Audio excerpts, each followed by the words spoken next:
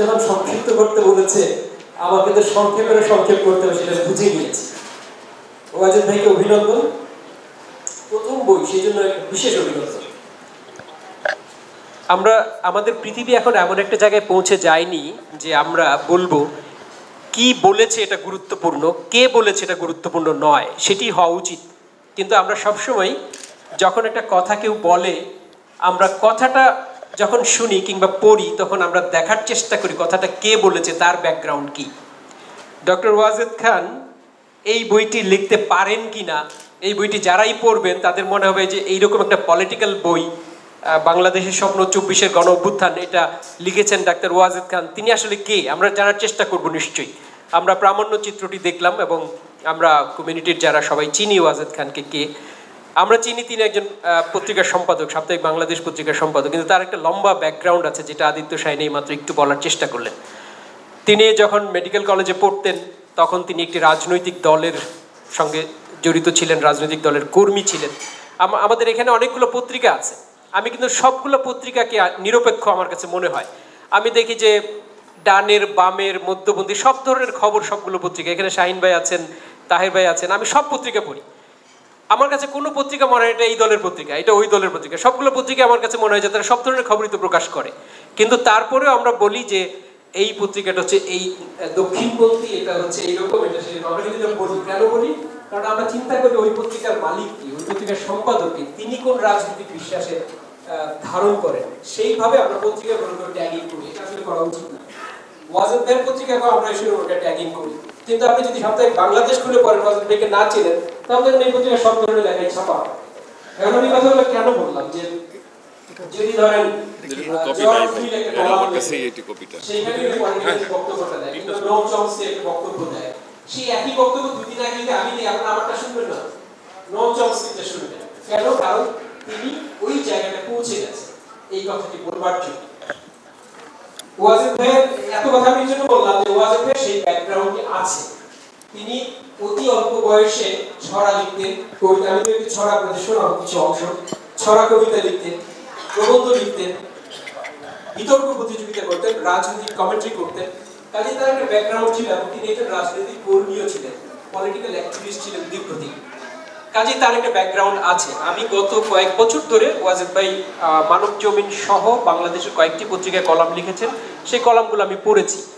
তার লেখায় যে বই, সেই লেখাগুলোই, তারই অধিকাংশ লেখা এই বইটিতে সংকলিত হয়েছে। আমি বলবো যে এই বইটির বিভাস রচিত হয়েছে একটি প্রবন্ধ ছাড়া, একটি নিবন্ধ বা প্রবন্ধ যাই বলি ছাড়া, এই পুরো গ্রন্থের বিভাস রচিত হয়েছে 24-এর যে গণ অভ্যুত্থান, যে স্বপ্ন, একটা নতুন বাংলাদেশ আমরা গড়ে তুলব, শুধুমাত্র একটা নির্বাচন দিলেই, যে কথাটি আমরা ওয়াজেদ ভাইয়ের বক্তব্যেও শুনলাম এবং আমরা অনেকেই সেটা বিশ্বাস করি, আমাদের হয়তো এই বর্তমান অন্তর্বর্তীকালীন সরকার একটা ফ্রি ফেয়ার ইলেকশন করবে, তার মধ্যে দিয়ে যারা ক্ষমতা আসবে তারা গণতান্ত্রিক সরকার নিঃসন্দেহে, কিন্তু it should not be one time democracy. সেই জায়গাটা আমরা এস্টাবলিশ করতে চাচ্ছি যে এই গণতান্ত্রিক ধারা অব্যাহত থাকবে, এরপরেও এরকম একটা ফ্রি ফেয়ার ইলেকশন হবে, তারপরেও হবে এবং সেইটা করার জন্য রাষ্ট্রটিকে বিনির্মাণ করতে হবে। বাংলাদেশ রাষ্ট্র হয়ে ওঠেনি, এই কথাটি এই প্রবন্ধ, এই বইটিতেও আছে। সেই বাংলাদেশ রাষ্ট্রটিকে একটি রাষ্ট্র হিসাবে গড়ে তুলতে হবে। সেই কথাগুলো এই গ্রন্থের একেবারে প্রথম থেকে শেষ পর্যন্ত আপনারা যদি পড়েন তাহলে দেখবেন যে প্রতিটা প্রবন্ধেই, প্রতিটা নিবন্ধেই একটা, যেই হাসান ভাই যে কথাটি বললেন যে একটা স্বপ্নের কথা বলেছেন, একটা কনক্লুশন আছে, একটা ফোকাস আছে। সেই ফোকাসটি হচ্ছে যেটা 24-এর গণ আন্দোলনের মূল আকাঙ্ক্ষা ছিল, সেই আকাঙ্ক্ষাটি।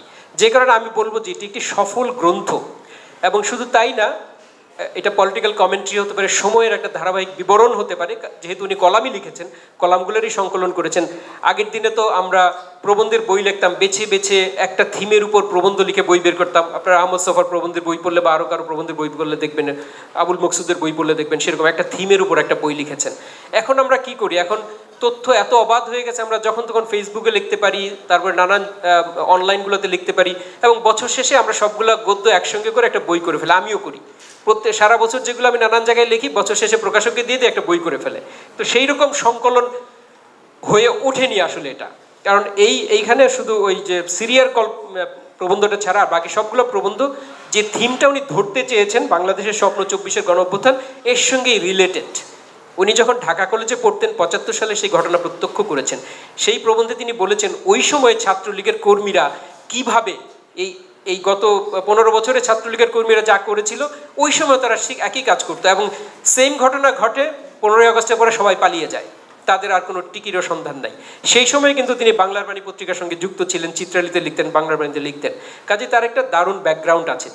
এবং এই বইটি লিখতে গিয়ে তার সেই ব্যাকগ্রাউন্ডের প্রতিফলন ঘটেনি, তার যে রাজনৈতিক সম্পৃক্ততা তার প্রতিফলন ঘটেনি, তিনি নির্মোহ থেকে লিখেছেন। এই প্রসঙ্গে আমি ছোট্ট একটা গল্প বলি।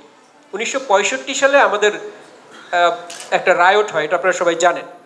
সেই রায়টে ১ লক্ষ মানুষ পূর্ব পাকিস্তান থেকে ভারতে যায় শরণার্থী হিসেবে। ১ লক্ষ শরণার্থী ছিল সেখানে। আচ্ছা, ৬৪-৬৫ সালে ওই সময়টাতে, হ্যাঁ করতে পারবো। আর ২, এই শরণার্থীদের জন্য আমরা কিছু আর্থিক সহযোগিতা বিদেশ থেকে পাবো। এই কাজটি করার জন্য তিনি খুশবন্ত সিংকে ডাকলেন।